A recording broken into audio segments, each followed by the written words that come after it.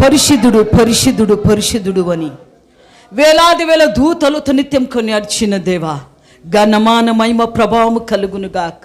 నీ రాజ్యం రానిగాక, నీ చిత్తమే జరుగునుగాక. నీ చిత్తానికి వ్యతిరేకున్న శత్రువు కోట గోడలు, వాని తలంపులు, ఆయుధములన్నీ నాజరేయుని యేసుక్రీస్తు నామములో శపించి విరగొడుతున్నాను. కట్టు వేసిన కట్లు విరిగిపోనిగాక యేసు నామములు. ఆత్మీయ నేత్రాలు తెరవబడునుగాక, వినగల చెవులు తెరవబడునుగాక, నిన్ను మహిమ చూసే నేత్రాలు తెరవబడునుగాక, ప్రతి నోరు తెరవబడునుగాక, ప్రతి హృదయము తెరవబడునుగాక. అయ్యా, నువ్వు నేత్రాలు తెరిచావు, మనసుని తెరిచావు, హృదయమని తలుపులు తెరిచావు, విశ్వాసమైన తలుపు కూడా తెరిచావు. ఇక్కడ మనందరికీ తలుపులు తెరిచి నీ మాటలు వినగల శక్తి, వాక్యముతో, శక్తితో, బలముతో, ఆత్మ అభిషేకముతో నింపబడును గాక. ఎవరు ఉన్నట్టు ఉండకుండా నువ్వు వచ్చే సమయం ఆసీనమైనది గనక దివ్యరాత్రము ధ్యానించేవారు, నీ ఆలయములు ధ్యానించేవారు, నీ బలపీఠం యొద్ద ధ్యానించే ప్రతి కుటుంబాలు ఎత్తబడునుగాక, దీవింపబడునుగాక, ఆస్వాదింపబడునుగాక, పంట ఫలాల అభివృద్ధి చెందునుగాక.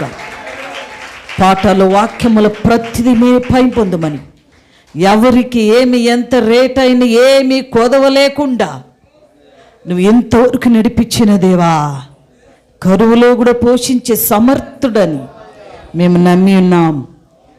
నీకు వందనాలు చెల్లిస్తూ యేసుక్రీస్తు నామములోని ప్రార్థన వేడి పొందినమ్మ తండ్రి. హల్లెలూయా. ఎంతమంది విడిపింపబడ్డారు? హల్లెలూయా, హల్లెలూయా. యేసు ప్రభువారు ఎన్నో గాడిదలున్నా కట్టు వేసిన గాడిదల మీద కూర్చోలని ఆశించాడు. అంటే దేవునికి పాపులంటే ఇష్టం. అందుకే పాపులను వెదికి మానవులు ఎక్కడున్నారు, అవునా?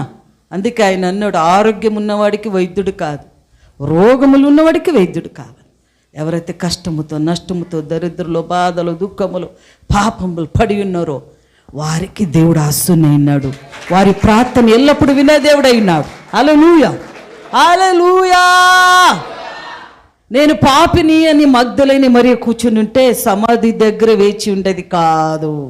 ఆమెను విడిపించాడు గనక ఆమె నాకు ఏమి వచ్చినా, చూడండి, తెల్లవారికి ఎవరైనా భయపడతారు, సమాధులంటే భయపడతారు. అయితే ఆమె కనిపెట్టుకుంటా ఉంది సమాధి దగ్గర. అనేక స్త్రీలు కనిపెట్టి ఉన్నారంట. ఏంటి? యేసయ్య దేవా, యేసయ్యా. ఎంతమంది చూడడానికి వచ్చారు ఆయన్ని. హల్లెలూయా. అయితే 2012 సంవత్సరములో మేము కాకల తోటలో, అప్పుడులో లైట్ 0 బల్బ్ అనమాట. అంటే అంత లైట్ ఇప్పుడున్న లైట్ కాదు, చాలా తక్కువ ఉండేది. మరి అమలుకి తెలిసి ఉంటుంది. లైటు అలా డిమ్ముగా ఉన్నప్పుడు మేము లోపల ఆరాధిస్తున్నాం. ఉన్నారు కదా, ఎంతమంది తెలుసు? ఉన్నారు, ఈరమ్మ వాళ్ళు తెలుసు, పాస్టర్ రాజు. ఆరాధిస్తున్నప్పుడు ఏమైందంటే ఫోటో తీయడానికి, మరి సొలొమోను పాస్టర్ అంటే ఒక అతను ఫోటో, బాబు అని బ్రదర్ విశ్వాసినే, ఆయన రక్షణ పొందలేదు, ఇప్పటికే ఫోటోగ్రాఫర్కి వచ్చాడు వీడియో ఫోటోలో. అయితే బయటకు వచ్చి చర్చ్ కొత్తది కదా, అప్పుడు కొత్త కట్టబడింది. ఫోటో తీస్తున్నప్పుడు మొదట ఫోటోలో నల్లగా పడింది, ఆ లైటు ఉన్నట్టుగా పడింది. రెండోసారి ఫోటో తీస్తున్నప్పుడు దేవదూత వచ్చింది దాంట్లో. అప్పుడు ఒక ఆలయం మార్పు వచ్చింది, లోపల అగ్గివలె ఉన్నింది. మీరు ఫోటోలు చూస్తే తెలుస్తుంది అగ్గివలె. ఈనాటికి మొన్న నేను డాక్టర్ బాబుతో అది చెప్తున్నప్పుడు ఆయన శాఖ అయిపు కూర్చునేసినట్టు ఇట్లా ఫోటోలు చూసి, అక్క ఇష్టమయమైతా అని. దేవుడు అంత కార్యం చేశాడు, చాలా అద్భుతాలు దేవుడు మరి చేశాడు. ఉదయం మేము ఆరాధిస్తున్నప్పుడు నాకు వచ్చిన తలంపులు, నేను గెస్తమైన తోటలో ఆయన లోపల ఆ చెట్టు దగ్గర వెళ్ళడానికి పర్మిషన్ లేదు, చుట్టూ ఫినిషింగ్ వేశారు అంతా. నాకేమొచ్చింది, నాకు ఆశ ఏమంటే ఆకులు పీకలా. యేసుప్రభు కాలం నుండి 2000 సంవత్సరం నుండి ఆ చెట్టు ఈనాటికి జీవంతంగా ఉన్నాయి కదా, చెప్పుదాము చెట్ల గురించి అని నేను పైకి ఎక్కాలని ఆశించి అక్కడ అదే టైంకి ఓ చెట్లు నీళ్ళిడిచి అతను వచ్చాడు. నేను అన్నాను, అన్నా బ్రదర్ నేను అక్కడ వస్తున్నా, లోపల ఎక్కి వస్తాను. ఎట్లా వస్తావు? ఇట్లా ఎక్కి వచ్చేస్తాను, మాకు అలవాటు కదా చెట్లు ఎక్కి వచ్చేస్తానంటే, ఎందుకు వస్తావు అంటే, నేను this is my father's land అన్నా, ఇది నా తండ్రిది స్థలం అంటే రమ్మన్నాడు. ఎక్కినాను, ఇంకొంచెం అట్ట దిగాలంటే ఇంక ఇటు పెట్టాను కాలు, మీ అయ్య చూసేశాడు. నువ్వు ఎక్కడొచ్చిందే పని చేస్తావు నువ్వు, దిగు దిగు దిగు దిగు అనేసాడు. నన్ను ఎందుకు దిగా నాకు తెలుసు, ఎందుకు ఎక్కాను నాకు తెలుసు. దిగు దిగు అని తిట్టేసారు, దిగేసాను. ప్రభా చూడు ప్రభా, ఇంకాసేపు ఆగింటే నేను ఆకులు ఒకటి పీక్కొని వస్తుంటేని చెప్తాము మా వాళ్ళకి అని. అయ్యో ఆకు దొరకకుండా పోయాయి, అయ్యో అని నేను ఇట్లా చుట్టుకొని ఏడ్చుకుంటూ అట్లా వస్తున్నాను. అట్లా వచ్చేసరికి గాలి విసిరింది. నా ఆశ ఏమి ఆకులు పీకలను కదా, గాలి విసిరింది. నేను వచ్చి నిలబడ్డా, ఆ గాలి విసిరి ఆకులన్నీ వచ్చి నా ముందు పడ్డాయి. ఇది సత్యము. హల్లెలూయా. ఒలివ ఆకులు నా ముందు పడ్డాయి. నేను సంతోషమైపోయింది. దీనికోసమే కదా ఎక్కాలనుకుంటే దేవుడు నా మనసుని ఎరిగి ఆకులు నా ముందు పడేటట్టు చేశాడని నేను నింపుకుంటున్నాను, వేలు తీసుకొని నింపుకుంటున్నాను. ఎదురుగున్న వాచ్మెన్లు వాళ్ళ సెక్యూరిటీ, ఆకులకి ఏమి మీ పిచ్చిదానిగా చేస్తుంది అని. మీకేం తెలుసురా? నాకు తెలిసి ఆకులు ఉన్న శక్తి ఈ నేటికి 2000 సంవత్సరము దాటిన 24 సంవత్సరం దాటి 26 ఏండ్లు దాటినా ఆ జీవము గల చెట్టు ఉన్నాయంటే నా దేవుడు ఇంకెంత జీవం కలిగిన. మృతులలో లేచినవాడు. ఎంతమంది అమ్ముతున్నారు? లేచినప్పుడంట మగ్ధులేని మరి ఆశ ఉంది కదా, సమాధి ఎద్దు ఉంటే 2 పురుషులు ఉన్నారంట. మీరు బ్రతికున్న అతనని చనిపోయే మృతులలో వెతుకుట ఏంటి? చాలామంది ఈనాటికి మృతులలో వెతుకుతున్నారు, చనిపోయిన దాంట్లో వెతుకుతున్నారు. చూడండి, చెట్టు పుట్టు రాయి రప్పు ఇవి జీవమున్నాయా, వాటిని వెతుకుతున్నారు. ఎన్నెన్ని మెట్టరెక్కినా కానరావే, ఎడకడి పడుతుంది. మృతులలో సజీవుడైన వాడిని వెతుకుతున్నారు, వెతుకుతే దొరుకుతుంది. అవునా? సజీవుడైన వాడిని మృతులలో వెతుకుతే దొరుకుతుందా? లేదే. అవునా? లేదే. అప్పుడు అక్కడ 2 దేవదూతలు చెప్పారంట. ఆయన చెప్పాడు కదా ముందే. నాకు వచ్చిన తలంపు ఏంటి, ఇది చదువుతున్నప్పుడు రాత్రి నుండి నాకు వచ్చిన తలపు ఏమిటంటే, ముందే నీకు వాగ్దానము చేశాడు కదా, ముందే నీకు అనేకమైన మాటలతో నిన్ను బలపరిచి నిన్ను కట్టాడు కదా, నిలబెట్టాడు కదా. ఒలివ ఆకువల ఈనాటి వరకు 20 ఏళ్ళైనా 30 ఏళ్ళైనా 40 ఏళ్ళైనా నిలబెట్టాడు కదా. ఇంకా ముందు కూడా నడిపించేవాడు ఆయనే.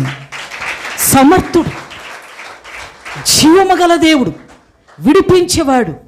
నువ్వు నమ్మితే నీ కోరికను యావత్తు సిద్ధపరిచి సఫలపరిచేవాడు. నా కోరికను సిద్ధపరిచాడు, నా ఊహకు అందని కార్యము చేశాడు, లేనిది కలుగు చేసినవాడు, మృతులలో సజీవుడైన వాడు ఒక్కడున్నాడంట. ఆయన యేసయ్య ఒక్కడే. నువ్వు నమ్మితే దేవుని మహిమ చూస్తావు. నువ్వు నమ్ముతూ వెళుతూ ఉంటే నీ పడవలో అద్దరికి చేరుతావు. నువ్వు ఈ నమ్మకం లేకుండా సగం దారిలో వచ్చి అయ్యో అని అన్నీ మర్చిపోయి నీ తలలో అన్ని ఆలోచనలు, ఏది అది కట్టాలా, ఇది పెట్టాలా, ఇది చెయ్యాలా, అది లేదే, ఇది లేదే, వీళ్ళు ఇట్లా చేసిరే అట్లనరే, పనికి మాలిన తీగలు పెట్టుకొని ఆలోచించి ప్రయాణిస్తుంటే నమ్మకం ఎట్లొస్తుంది నీకు? వాటి నుంచి బయటికి రా. మొదట విశ్వాసంలో చాలా గొప్ప విశ్వాసంలో బాగా ప్రార్థన బాగుంటాం. వస్తూ అంత పరిస్థితిని చూసి, అవునా, గాలిని చూసి, అందరిని చూసి, అందరు నాకన్నా వాడు ముందు పోయాడు నా స్థితిలో వాని గురించి ఆలోచించి తల జడుపుకొని నీ విశ్వాసం పోగొట్టుకొని నీ సమస్యలు ఇప్పుడు కొండంత ఎత్తైనాయి. అయితే వాటిని ఇప్పుడు నువ్వు నమ్మితే పడగొట్టి నేరుగా దేవుని ఆరాధించడానికి దేవుడు సమర్థుడైన. హల్లెలూయా. చూడండి, యేసు ప్రభు గలిలయలో వెళుతున్నాడని ముందే చెప్పాడు కదా. ఆయన వెళ్ళండి అని చెప్పారు దేవదూతలు. ఈమె వీళ్ళందరూ స్త్రీలు వచ్చి అక్కడ పేతురు వాళ్ళకి 12 శిష్యులు వాళ్ళ గదిలో ఉన్నారు. చెప్తుంది, లేచినాడు ఆయన, లేచినాడు, నాకు కనపడ్డాడు, ఆయన ముందుకు వెళ్తున్నాడు చూడు అని. అందరూ విస్మయమైపోయినారంట, కంగారు పడ్డారంట. పేతురు ఒకటి పెరగతొచ్చాడు, వచ్చి చూసాడు అక్కడ ఎవరు లేదు కదా, ఆలోచించుకుంటూ ఊరికే ఆ మంకలో వెళ్ళిపోయాడు. వారిలో 2 శిష్యులు ఎమ్మహావు అని ఊరికి వెళ్తున్నారు. 24 లోక రాసిన సువార్తలు ఇది వస్తుంది. అక్కడ వెళ్తుంటంట వాళ్ళ ఈయన గురించి మాట్లాడుతున్నారు. వాళ్ళు వెళ్తూ వెళ్తూ వారి మధ్యలో ఈయన కూడా చేరుకున్నాడంట. చనిపోయిన లేచిన యేసయ్య యేసుప్రభువారు వాళ్ళతో పాటు 3 పోతున్నారు. అలా అనుకున్నారు, ఎదలే మరి ఊరికి పోతున్నాడు ఈయన కూడా అనుకున్నారు. అనేక ఏటి గురించి మాట్లాడుతున్నారు, అనేక మోషే ప్రవక్తల గ్రంథాల గురించి, అనేక కార్యములు చేసిన గురించి మాట్లాడుకుంటూ వెళ్తే ఎవరి గురించి మాట్లాడుతున్నారంటే వాళ్ళ కోపం వచ్చిందంట. నిమిషం చూసి, ఏంటయ్యా మన యెరూషలేమంతా గందరగోళం అయింది, ఆయన సిలువకేసినారు, మా అధికారులు చంపివేశారు. అయితే ఈరోజు తెల్లవారు 3వ రోజులో కొంతమంది మన స్త్రీలు సమాధి ఎద్దుకు వెళ్తే ఆయన అక్కడ లేదు. అయితే దేవదూతలు చెప్పారంటే ఆయన లేచి ఉన్నాడు, బ్రతికి ఉన్నాడని. హల్లెలూయా, బ్రతికి ఉన్నాడని చెప్పారు అని గురించి మాట్లాడుతూ యమహాను ఊరు వచ్చిందంట. వస్తే ఆయన ఇంకా ముందుకు వెళ్తున్నట్టు అనిపిస్తే, ఏంటయ్యా ఇట్లా వెళ్తున్నావు, నైట్ అయింది, రా నువ్వు ఉదయం పోదు అంట, మా దగ్గర ఉండి. దీని గురించి నేను ఆలోచిస్తుంది. పోయాతాన్ని పట్టుకొని, వద్దు ఇక్కడే ఉండు, చీకటి ఉంది, తెల్లవారికి పోదు అంటలే, రా మా ఇంట్లో స్థలం ఇస్తాం. పిలిచి ఉండి ఆయనకు భోజనం ఇచ్చారు. భోజనం ఇస్తుంటే నాకు అర్థమైంది ఏమంటే, అప్పుడులో చాలామంది చూడండి, తినడానికి సరిగా లేకపోయినా, ఉండడానికి ఇల్లు లేకపోయినా, కప్పుకోవడానికి సరిగా వస్త్రము మరి దుస్తులు మరి బెడ్షీట్ లేకపోయినా, ఎవరన్నా దూరం నుండి ఎవరో తాత ముత్తాత బంధువులు దిక్కులేనివాడు ఎవరు వచ్చినా కూడా వాడిని పిలుచుకొని ఇంట్లో పెట్టి ఆదరించి వాళ్ళు తక్కువబడి వీళ్ళకి పెట్టి ఎంతోమంది పంపించిన ఆ దినములో ఉన్నారు. ఈ దినములో అన్నీ ఉంది, సమృద్ధిగా ఉంది, ఇల్లు కూడా ఉంది, అన్నీ ఉంది. వచ్చేది ఎవడంటే ఎప్పుడు వెళ్తాడా, ముందే ఎప్పుడు వస్తాడా, ఎందుకు వస్తాడంట, అట్లా వెళ్ళమను, ఎందుకు రావాలా, వాడే మాకు చూశాడా, పెట్టాడా, పిలవరు. ఒకవేళ వచ్చినా కూడా ఎప్పుడు పోతాడు వీడు బయటికి, ఎప్పుడు పోతాడు అనిపిస్తున్నారు. అయితే ఆ శిష్యులు వాళ్ళు అది మంచిది కాదు. ఏదో దిక్కులేనో ఏదో బాధలు దుఃఖములు ఉన్నవారు వస్తుంటారు, వాళ్ళని పిలుచుకొని వాళ్ళు ఆదరించి వాళ్ళ క్షేమం కోరితే నువ్వు యేసయ్య చూసినట్టే. యేసయ్య అందుకే ఈయన సోదరులో నువ్వు ఒకనికి చేస్తే నాకు చేసినట్టే. మనం మారాలి, ఇటు నోటితో కాదు, మన పాత జీవితానికి వెళ్ళాలి. పాత జీవితం కంటే అది కాదు, కొంచెం మంచివి తీసుకోవాలి, ఆదరించేది, చూసేది. భోజనం కూర్చున్నారు. భోజన టైంలో ఏమైందంటే రొట్టె విరిచిచ్చాడంటే యేసయ్య. ఈరోజు ప్రభు వల్ల కదా, రొట్టె విరిచి ఇస్తే నీ కళ్ళు తెరవబడాలి, నీకున్న రోగము నయమవ్వాలి, నీకున్న పట్టిన దయం పారిపోవాలి. ఆ రొట్టెలో అంత శక్తి ఉంది. ఆ రొట్టె దేహము, ఆయన దేహమైనది. అయితే కొంతమంది రొట్టె తిని సైతానును కూడా ఆహ్వానించుకున్నారు. యూదకి యేసుప్రభు పెట్టారు కదా ముద్ద, పెట్టిన వెంటనే శత్రు వచ్చి వాళ్ళలో దూరాడు. అంటే 2 తలంపులు నీతో ఉన్నాయి, నీలోనే ఉన్నాయి. ఏది చేర్చుకుంటావో, ఏది ఈడుస్తావో నీలోనే ఉంది. ఎవరికి చోటు ఇచ్చావు? దేవునికి ఎక్కువ చోటు ఇచ్చావా, శత్రువుకి చోటు ఇచ్చావా?